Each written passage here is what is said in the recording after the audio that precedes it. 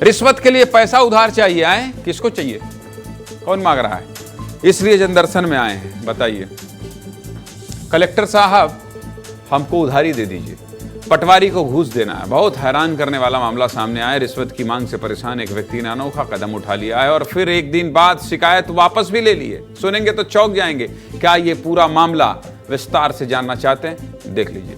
मामला छत्तीसगढ़ के अंबिकापुर जिले का है। तस्वीरों में दिख रहे व्यक्ति का नाम मुस्तकीन मिस्त्री है। ये अपने पूर्वजों की जमीन पर सड़क के लिए नक्शा कटवाना चाहते हैं। इसके लिए इन्होंने कानूनी प्रक्रिया भी पूरी कर ली है, लेकिन इसके बाद भी इनको दर दर भटकना पड़ा। मुस्तकीन मिस्त्री का आरोप था कि पटवारी ने उनसे 10,000 रुपयों की डिमांड की। आगे बताऊंगा, लेकिन पहले रिपोर्ट देखिए। दिखाई रिपोर्ट।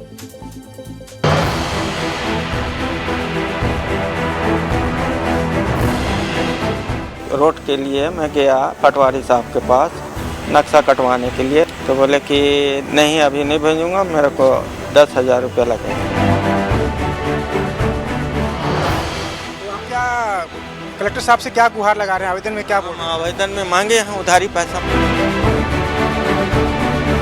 जनदर्शन में एक व्यक्ति के द्वारा स्थानीय पटवारी के अगेंस्ट में एक शिकायत की गई है, जिसमें उसने नक्शा दुरुस्ती के लिए कुछ राशि की मांग की है, ऐसा आरोप लगाया गया है। तो अभी आवश्यक जांच करके जो नियमानुसार कार्रवाई बनता है तो हम लोग उसको करेंगे।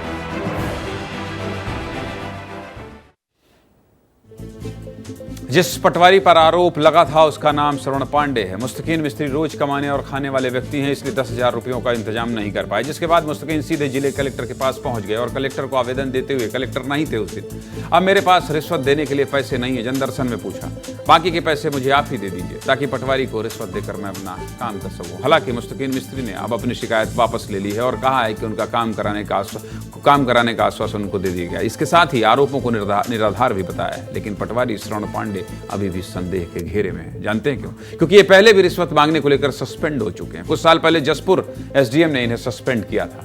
इनको मिली भगत कर पैसों का लेन देन करने और रकम लेने के आरोप में तत्काल प्रभाव से निलंबित किया गया था। तब ये मनोरा तहसील के हल्का नंबर 2 में पदस्थ थे। चलिए अंबिकापुर चलते हैं और अंबिकापुर में दिलीप मेरे सहयोगी जुड़े हैं। दिलीप, ये बताइए कि अभी क्या स्थिति है, वापस क्यों ले लिया मिस्त्री जी ने अपनी शिकायत? इसके पीछे भी कुछ खेल है क्या?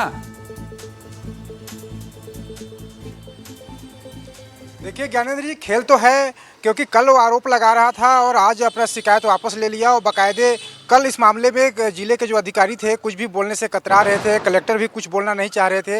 लेकिन जब कलेक्टर का नाम सामने आया, कलेक्टर भी इस मामले में लपेटे में दिखाई दिए आवेदन में, तो कलेक्टर ने भी पहल की और पूरा मामला अब शांत हो चुका है। लेकिन सबसे बड़ा सवाल इस बात का है कि एक पटवारी के खिलाफ पहले ही कार्रवाई हो चुकी है, जैसा कि आप बता रहे हैं, और उस पटवारी पर फिर ऐसा आरोप लगा, तो कम से कम इस पूरे मामले की सही तरीके से जाँच करा लेनी चाहिए थी।